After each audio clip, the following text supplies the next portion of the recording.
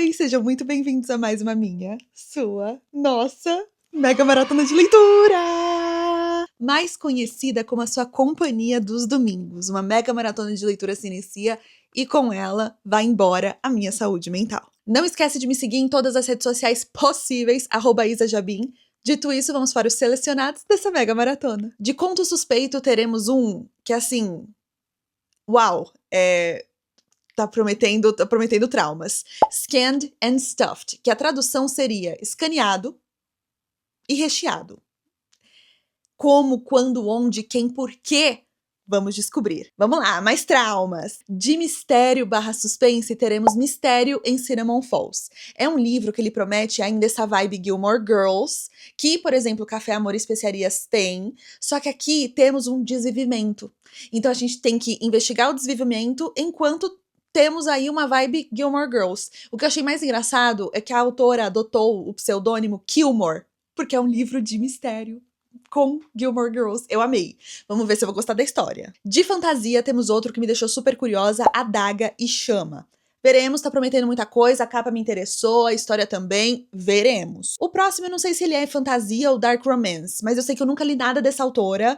Vai me pegar 100% na surpresa, que é Rainha Prometida, da Helena Lopes. Veremos, eu nunca li nada dela, então vamos ver se eu vou gostar da escrita, da vibe, veremos. E como sempre, começando com o nosso conto suspeito, Scanned and Stuffed. As pessoas estão perdendo o critério. Elas estão perdendo a mão. Ai, Isa, ele falou que eu sou bonita. Tá, mas ele falou coisas... Ele falou coisas como: você é mais bonita do que qualquer cupom que eu já li. Você é o código de barras que eu fui feito para ler. Você tá preparada para o check-out total? Você satisfez os meus termos e condições de uso? E no final, ele gera bônus de fidelidade pra ela, tá? Sim. E eu descobri que essa autora, acabei de ver, que essa autora, ela fez também um livro, um conto suspeito de romance entre uma mulher e uma máquina de ressonância. Eu falo pra vocês, tudo sempre pode piorar, gente.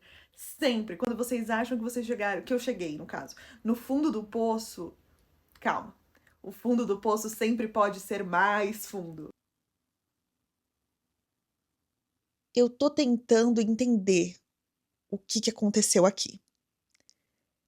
Não tô tendo sucesso, mas eu tô tentando entender. Aqui temos a nossa protagonista e ela começa o livro um pouco revoltada que as máquinas estão tomando o trabalho de pessoas. E aí você fala, nossa, meu Deus, pró-trabalhadores. Não, ela é a pró-taradice mesmo. Acontece lá um BO, um raio que acaba atingindo o mercado dela, ela tá arrumando as coisas pra vazar, mas acontece esse raio e ela acaba ficando presa no supermercado. Só que tudo apaga por conta do raio, menos a máquina. Qual é o nome da máquina? Unidade 69. Pois é, porque assim, tinha que ser, entendeu? Tipo, não tinha outro nome para essa máquina. E aí a Unidade 69 promete fazer loucuras com ela. E qualquer objeção que ela tinha com máquinas, substituindo trabalhadores, se vai. Essa máquina fala coisas como, e tipo, quando eu falo fala, é porque ele vai apresentando na tela e também ele vai... Ai, é uma coisa assim de louco, gente, de louco real. Ele fala coisas como: deixe-me escanear seus desejos mais sombrios. Você foi a única que me olhou como se eu fosse algo além de botões e códigos de barra. E no final a gente termina com uma berinjela. Pois é. E aí é isso. É isso. Ele sufoca ela com recibos, com notas fiscais mesmo. Então tem uma hora lá que acontece essas coisas. E no final ele dá um recibo de atendimento, que ela resgatou os pontos de fidelidade. E é isso. Eu não acredito, às vezes, quando eu leio essas coisas, porque eu falo, será que eu tô vivendo numa realidade paralela? Mas não. E uma das autoras ainda teve a coragem de escrever um conto suspeito de uma mulher com uma máquina de ressonância. Esse aí fica para o meu público mediciner. Veremos, né? Não nessa. Numa próxima, quem sabe. Terminada essa loucura, vamos para o nosso livro de mistério suspense, Mistério em Cinnamon Falls. Veremos, tô precisando dessa vibe mais cozy agora, assim, mais que me acolha, porque esse aqui, meu Deus do céu. Chegamos na página 100, então vamos de atualizações. Aqui realmente a gente tem um cozy mystery, assim. um mistério bem aconchegantezinho, com várias questões, assim, até chega até a ser cômico isso, porque a gente tá lidando aqui com um assunto, né, pesado, tipo, acabou de acontecer um desvivimento, ao mesmo tempo que a gente tem humor de romance de cidade pequena. Então, assim, tem uma gata que é super temperamental, mas ao mesmo tempo a gente teve um desvivimento. Tem vizinhos que ficam se atracando em questão, assim, de bicando mesmo, mas ao mesmo tempo a gente tem um desvivimento. Mas, enfim, aqui a gente tem a Nia, ela vazou dessa cidade 6 anos atrás, porque a melhor amiga dela, e aí era demais pra ela ficar naquela cidade, e ela se mandou de lá. Só que aí ela tem uns problemas no relacionamento, ela descobre que o namorado dela é casado, e ela resolve voltar pra cidade dela.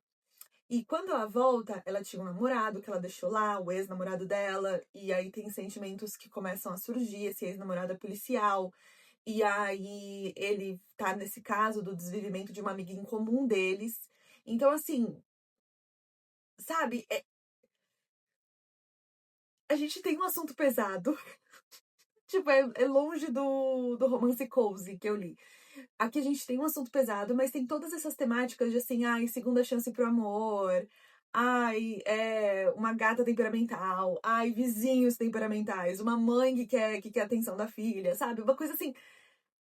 Você fica até meio, gente, será que isso vai funcionar? Eu tô sentindo que aqui a gente tá conseguindo equilibrar muito bem essas duas coisas, a questão do cozy e a questão da investigação mesmo. Porque a gente tem os elementos tudo da investigação, do desvivimento, a busca por esse assassino, porque no caso, ele tá dando todos os indícios de que ele é um serial killer. Porque ele deixa, logo na primeira vítima, ele deixa um papelzinho escrito, quem será a próxima? Então, a gente já tá sendo preparado para, quem sabe, talvez, não sei, ter outras, né, vítimas. E aí a gente também tá se perguntando, será que esse assassino de agora é o mesmo assassino que tem algo relacionado com o desvivimento da melhor amiga dessa nossa protagonista? Não sabemos. Será? Será que é uma pessoa 100% nova? Ao mesmo tempo, a gente tá dando pistas de que a gente vai investigar também esse caso da amiga, sabe? Enfim, até porque quem foi? Foi a mãe da amiga que, entendeu? Então agora mãe e filha foram de vala.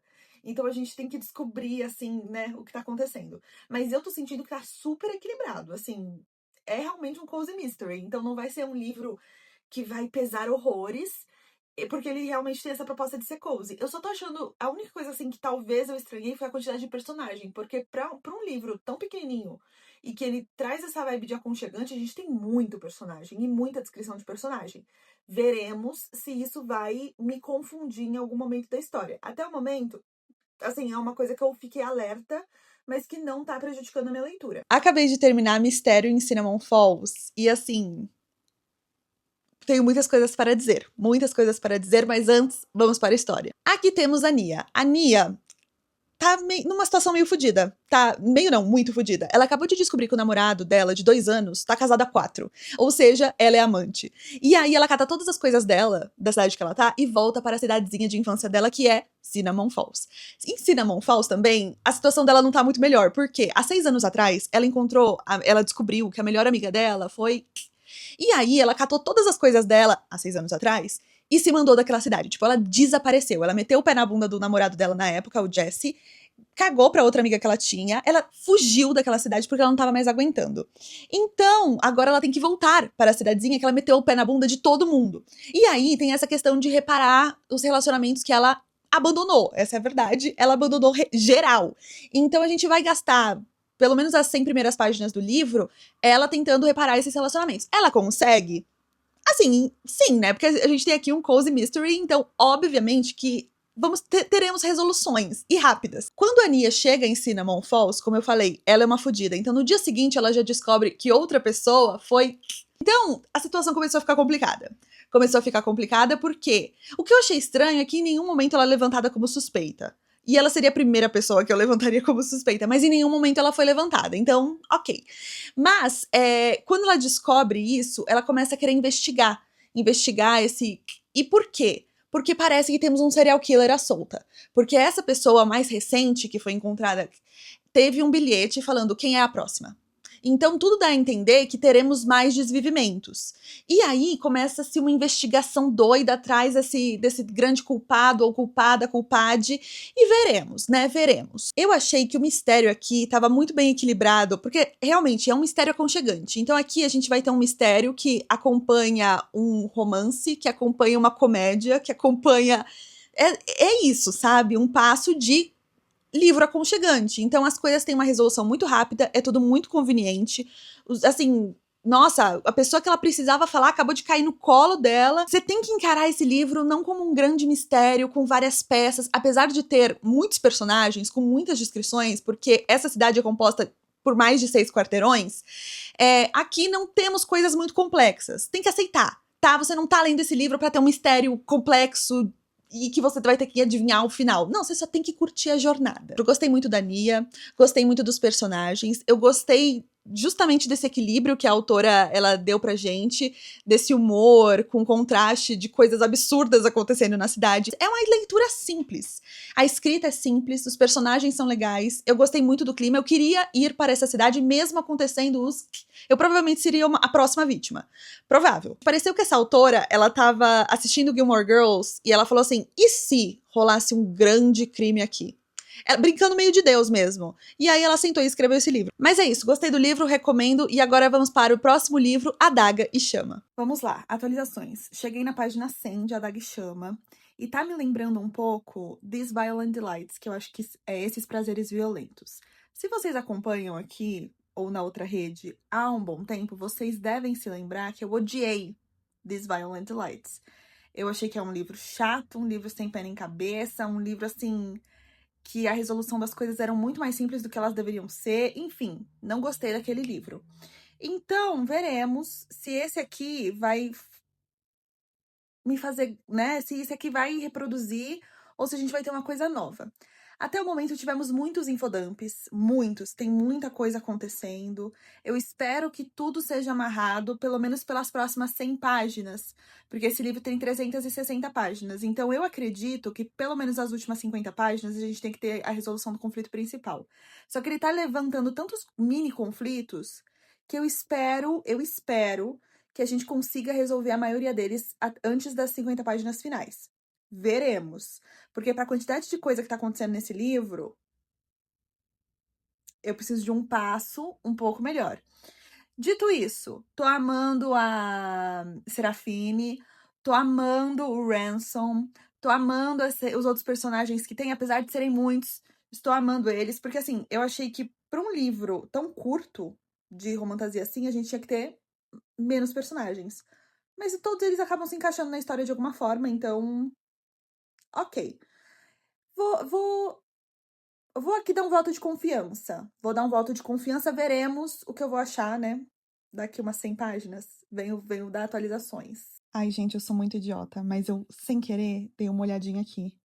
Vocês estão vendo o que eu estou vendo? Vocês estão vendo o que eu estou vendo? Isso significa que temos 2, temos 3, teremos 4, 5, 6, 7, 8, como tem que ser. Agora eu fiquei emocionada. Gente! Faltam 50 páginas. Ai, tópico sensível, eu vou chorar. Faltam 50 páginas. Veremos. Veremos. Tava tudo indo tão bem. E aí agora aconteceu a pior coisa que pode acontecer em uma romantasia na face da Terra, que é planos. Quando os personagens resolvem fazer planos. Então eu te encontro ao amanhecer em tal lugar. Eu te encontro daqui a 2 dias em tal lugar. Não vai dar merda. Não vai dar certo. E faltam 30 páginas. Eu sei que eles não vão se encontrar. Não, calma. Pensamento positivo. Pensamento positivo. No final, tudo pode dar certo. Eu só não quero que ninguém morra. Eu só tenho esse pedido. Ninguém dos que eu gosto. Eu só não quero que ninguém deles, né, vá de vala. De resto, eu tô cagando. Eu tô cagando. Eu só quero que os meus personagens sobrevivam. Ai, meu Deus. E assim, gente, esse livro é maravilhoso. Acabei de terminar a Daga e Chama e assim, eu amei esse livro. Quer dizer que ele é perfeito? Não. O ponto central da nossa história vai ser na cidade de Fantôme, uma cidade que ela tá nas ruínas. Em algum momento ela teve uma era de ouro, onde tinham os deuses que tomavam conta de tudo, mas isso já acabou. E agora a gente tá lidando com os resquícios de tudo que os deuses deixaram, principalmente um pó chamado sombra. E a sombra é um pó extremamente manipulável. Então, aqui a gente vai ter dois grupos, duas ordens que estão dominando o cenário local dessa cidade de Fantôme. A gente tem a Ordem dos Mantos, que usam a sombra em objetos, então eles usam luvas, usam nos mantos, eles usam em instrumentos mesmo para conseguir roubar. O grande objetivo da Ordem dos Mantos é roubar. Então, às vezes, eles são contratados por pessoas para roubar outras pessoas e eles roubam também para se manter, para manter aquela ordem toda. E, ao mesmo tempo, do outro lado da moeda, temos a Ordem dos Adagas. A Ordem dos Adagas, ela já difere da Ordem dos Mantos porque eles consomem a sombra. Então, eles consomem esse pó e eles se tornam sombra. Assim, eles conseguem se disfarçar na escuridão e então, eles são o grupo, a ordem contratada e às vezes não contratada, eles fazem também isso às vezes por pura vontade, para desviver pessoas. Então a gente tem essa grande divisão na cidade de Fantôme. A cidade de Fantôme parece realmente ser a ruína da ruína, está indo de assim, decadência mesmo. Temos monstros que estão surgindo. Quem é a nossa protagonista? A nossa protagonista é a Serafine, uma menina que mora lá no cu do mundo. Ela mora lá, ela é uma camponesinha. Mentira, ela tem muita coisa acontecendo com ela. A mãe dela era uma contrabandista de sombra. Ela ajudava a mãe dela a armazenar sombras pra mãe dela simplesmente sair vendendo por aí. O pontapé inicial da nossa história é justamente quando essa mãe... E aí a Serafine tem que seguir as ordens da mãe, que a mãe deu há muito tempo, que se acontecer alguma coisa comigo, peça refúgio para a Ordem dos Mantos. E a Serafine vai. Então a gente tem a nossa protagonista na Ordem dos Mantos, ao mesmo tempo em que temos Ransom na Ordem dos Adagas. E como eu falei, essas ordens não se bicam, tá? Eles têm tréguas que são muito voláteis. Então nunca se pode confiar que eles estão numa trégua, porque eles estão sempre em guerra mesmo. E o que dizer do Ransom? O Ransom é um personagem que parece que ele é um cara malvado, que ele não tem um resquício de amor no corpo dele. E aí a gente vai descobrindo coisas sobre a história dele, descobrindo as motivações para ele ter entrado na Ordem dos Adagas. E ele recebe a missão do chefão dos Adagas para a Serafine. Então aí a gente só vai crescendo a tensão desses personagens, porque ele tá atrás dela pra ela, mas ela tá tentando convencer, pelo amor de Deus, não faça isso. E aí no meio tempo a gente tem esses monstros, tem uma população completamente consumida por sombras, e eu adorei cada segundo desse livro. Dito isso, que nem eu falei, ele é um livro perfeito? Não, ele tem muitos probleminhas, assim, principalmente na questão da política. Vocês sabem que eu sou muito chata nesse quesito. Então, assim, juro, eu estou me segurando em outros elementos para não cair matando nisso, mas não. Se você tá esperando um sistema que vai explicar muito a questão política, você não vai encontrar aqui. Então, quem sabe, né? Quem sabe no próximo livro a gente tem alguma coisa além. Porque a gente tem um rei aqui, e o rei que ele tem um relacionamento muito próximo com a Ordem dos Adagas, mas que não é muito bem explicado, não é muito bem desenvolvido, na minha opinião. A gente também tem a chefona da Ordem dos Mantos, que eu achei que também ela poderia ter sido muito melhor aproveitada nessa história. O que eu achei que chutaram ela um pouco para escanteio. Espero aí um retorno, quem sabe, no segundo livro. Vou dar esse voto de confiança. Mas é isso, quando a gente começa com esse Found Family, quando a gente começa com essa dinâmica desses dois personagens que eles se odeiam, porque eles estão em lados completamente opostos dessa guerra. Quando a gente começa com as brigas, com as picuinhas, e aí vai evoluindo, evoluindo, é um sabor. A questão do sistema de magia, da magia em si, dessa questão das sombras, dos deuses, gostei muito da forma como isso foi aproveitado, explicado, como a autora conseguiu desenvolver toda essa questão das sombras e os monstros e essa rivalidade toda, gostei bastante disso. Mas realmente é um livro que ele acaba, pelos aspectos principais, ele acaba deixando você com um gostinho de quero mais. E quem sabe esse segundo livro consiga aí entregar esse mais que eu tô querendo. E esse foi A Daga e Chama. Agora vamos para o último livro dessa mega maratona, A Rainha Prometida, de Helena Lopes. Acabei de chegar em 100 páginas de A Rainha Prometida, de Helena Lopes. O começo do livro me deu uma incomodada o passo, porque eu achei tudo muito rápido. Mas, porém, contudo, entretanto, todos nós já conhecemos Hades e Perséfone. A gente já viu isso muitas e muitas e muitas e muitas e muitas vezes, a história deles. Então eu não precisava de mais uma explicação. É que nem a morte do pai e da mãe do Batman. eu não preciso ver de novo, tá? Sabe? Eu já sei como aconteceu, eu realmente não preciso de outro filme me falando a mesma coisa. Nessas 100 páginas, percebemos também que temos muitos e muitos e muitos e muitos e muitos personagens com histórias diferentes, porque estamos no mundo inferior, né? No caso. Temos também a presença do Hermes, que é assim. Ele é amigo da Perséfone, mas ele é aquele amigo que, assim, eu sou seu amigo, mas eu iria pra sua cama, sabe? Uma coisa bem assim. Na realidade, assim, eu quero ir para sua cama, mas eu posso ser seu amigo por enquanto. É basicamente assim que Hermes trata Perséfone. Descobrimos também que quem tá mantendo o Olimpo em ordem não é Zeus, é Hades e Poseidon. Nunca imaginei essa dupla junta, tá? Nossa, se tinha uma dupla que eu não imaginava era essa. Mas eles estão conseguindo manter o Olimpo em ordem enquanto Zeus tá fazendo altas traquinagens, altas loucuras, altos crimes. Essa é a verdade. Tipo, Zeus não me parece ser uma boa pessoa nesse livro. Então, quem tá sendo as boas pessoas, no caso, é Hades e Poseidon. Outra coisa, Hades, ele tem uma tatuagem muito estranha. E eu acho que vai ter, tipo, sei lá, acho que deve ser um relógio, sabe? Um relógio pro fim do mundo, um relógio pra uma profecia, não sei. Mas ele tem uma tatuagem que a Persephone já tá olhando já tem um tempo. E ele ainda não mostrou 100% pra ela. Então a gente ainda não tem a explicação do que é essa tatuagem. Eu acho que deve ser realmente algo relacionado à profecia deles dois. Veremos. Outra coisinha, só pra dar uma situada. O que acontece? Persephone está no submundo, por quê? Porque ela tá cumprindo uma penitência da mãe dela. Então Deméter fez lá um BO e aí a Persephone tá tendo que pagar pelos erros da mãe. E ela tem que ficar lá metade da vida dela. Então ela fica 6 meses lá, 6 meses fora. E é isso. Ela já tá no submundo tem um tempo. Só que ela nunca viu Hades. Tipo, Hades, ele não tá muito aí pra ela, sabe? Tanto é que ela até desconfia se ele sabe que ela tá lá. Porque em nenhum momento ele se fez presente. Então tem uma hora até que ela confronta ele. Tipo, quanto tempo você sabe que eu tô aqui? Aí ele... Eu sou dono de tudo isso. Se eu não soubesse que você tá aqui, teríamos um problema.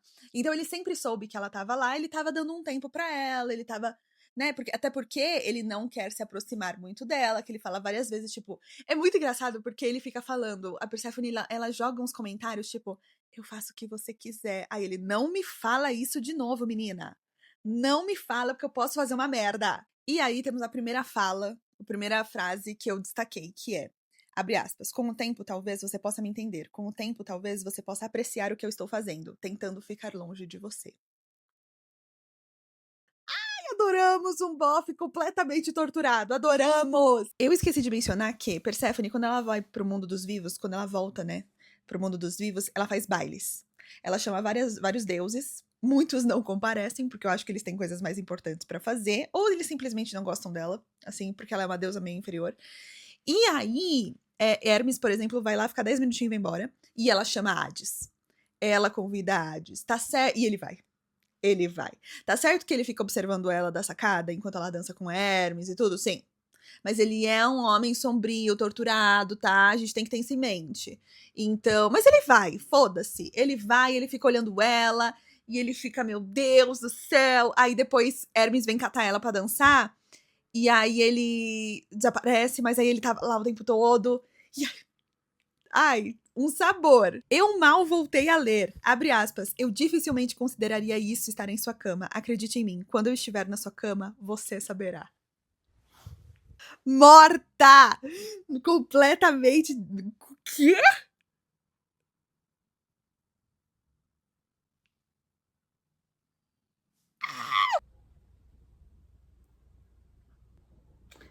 Tá bom, Helena Lopes. Ok, ok. Já entendi, diva. Meu Deus. A putaria comendo solta aqui.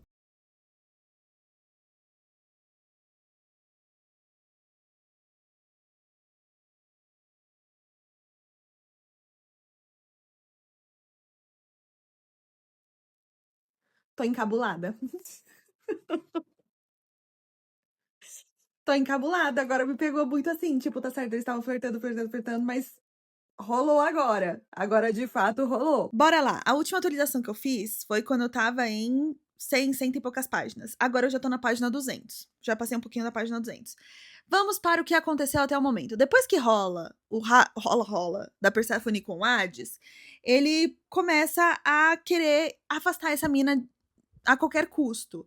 Então ele começa a ser escroto com ela, ele começa a querer manter uma distância com ela, ele não quer que ele descubra as coisas, ele não quer que ela descubra as coisas, só que ela tá tipo, para de fazer decisões por mim, caceta, eu não sou tão incompetente assim.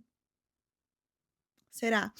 E aí, é isso. Tá basicamente isso, a gente foi descobrindo algumas coisinhas, bem detalhes, tem algumas referências a Crepúsculo nesse meio do caminho que eu acabei pegando, e a gente descobre umas coisinhas muito importantes que acabou gerando todo o bafafá deles, ficou piorando ainda mais o clima entre eles, porque a gente descobre que o Hades fez umas coisinhas meio escondidas da Perséfone, sem o consentimento dela, tirando decisões dela. Então a gente descobre isso, ela não tá muito feliz. Muito pelo contrário, a nossa protagonista está muito puta. Uau! Eu não sei o que eu tava na cabeça que não me deu na telha de ler esse livro antes. Acabei de terminar A Rainha Prometida da Helena Lopes e eu tenho muitas coisas a falar sobre. Então, antes de tudo, bora pra história. Aqui a gente vai ter a história meio que padrão como base do Hades e da Perséfone. Então, Hades e Perséfone são obrigados a conviver juntos porque Perséfone tá pagando por um castigo de algo que a mãe dela fez. E aí ela é condenada a viver metade da vida dela sempre no submundo. Então ela vai fazendo esse, como eu posso dizer, esse intercâmbio. Ela faz um intercâmbio pro submundo e nos primeiros momentos que ela tá lá, nos primeiros meses, nos primeiros anos, ela não é muito notada por Hades. Hades não tá muito afim de conviver com ela. Ela acha que é porque ele não sabe que ela tá lá. Mona, aí você também tá sendo burra. Mas enfim, tem sempre aquilo que puxa a Perséfone pro Hades, sabe? O Hades, ele começa a dar ali uma abertura pra ela pega essa abertura, e aí a gente começa...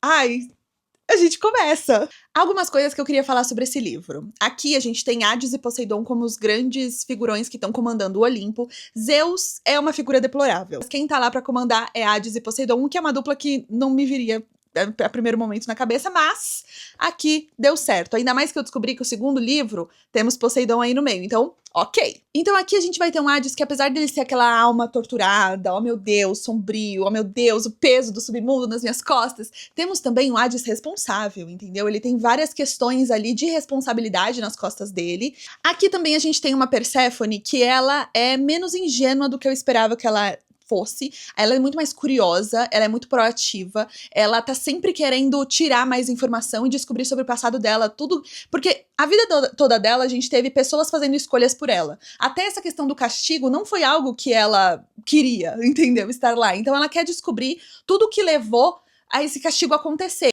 Então, fiquei feliz que não é uma protagonista burra. Não 100% burra, pelo menos. O livro começa e eu senti que o passo desse livro tava muito rápido. Mas é aquilo. A gente já sabe o que aconteceu com Hades e Perséfone. Todo mundo já conhece esse mito. Então, assim, não é algo novo. É que nem os pais do Batman. Tipo, você precisa ver de novo um filme dos pais do Batman? Acho que não.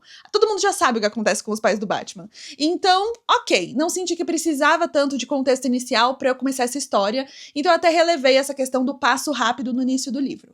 Da página 150 até a página 220, mais ou menos, assim, né, bem nesse meiozinho, a gente começa a ter aquela questão do tipo... Oh, meu Deus, bem 50 tons de cinza. Aquela, não, Perséfone, venha.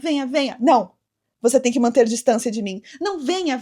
Não. Além disso, toda essa questão, esse conflito final, essa resolução do conflito final, eu achei um pouco corrida. Porque durante todo o livro a gente fica preso nisso de temer um certo personagem. Então toda vez que aquele personagem é mencionado, é pra você ter medo. Assim, é pra você ficar meio apreensivo. E eu achei que a resolução foi rápida demais.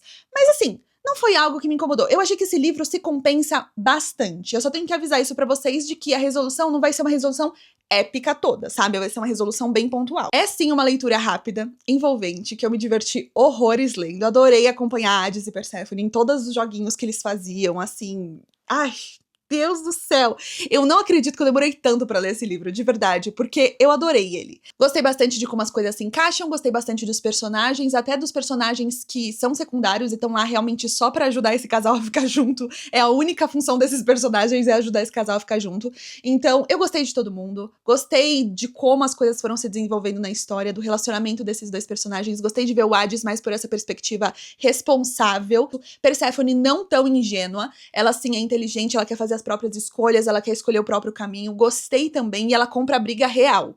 Ela não tá nem aí, ela vai comprar a briga das pessoas. Gostei bastante de como essa história se juntou. E eu sei que temos mais 2 livros, e obviamente eu vou ler os outros 2 livros. E terminamos mais uma mega maratona de leitura que eu acho que essa é a mega maratona de leitura que, desculpa, venceu todas as mega maratonas de leitura que eu já fiz.